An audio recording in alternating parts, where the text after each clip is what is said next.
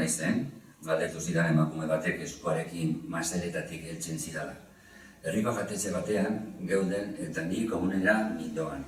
Aurteko urdaberrian 2008 urtean, barra paretik igarron izenean heldu zidan emakumeak. Urtsuak zituen begiak bizi-biziak.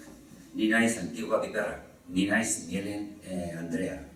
Kontuta zidan zure amak nirekin egon nahi duzula, libururako kontua biltzeko. Zuen aita eta nire gizonan lokalera joaten lehenetakoak izan ziren. Nahi duzunean, etorri etxera eta egingo dugu berba. Eskuetatik heltzen zidan oraindik. Antigua zuen izena, gure ama bezala. Ni naiz Mielen Andrea, esan eta joan egin zen. Ni naiz Mielen Andrea, berritan. Unkitu egin ninduen zeinen. Arno esaten zuen emakumea largun noren emaztea izan zen. Naiz eta urte asko igarro senarra hil zenetik, berak harrotasunez aipatzen zuen. Artean bere emaztea zen.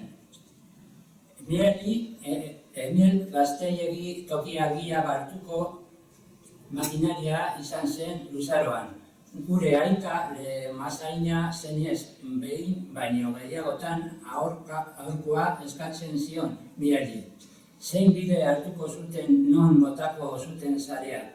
Lemazainaren eta makinaren arteko harremana estua izaten da ontzian.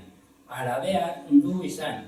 Garaia baten arrotzak izaten ziren ontzietan, hori balontziak zeuden sasoian arrotzak beharrezkoak ziren tostartean atxurriarik batzen, emazta bihurtzen batzen.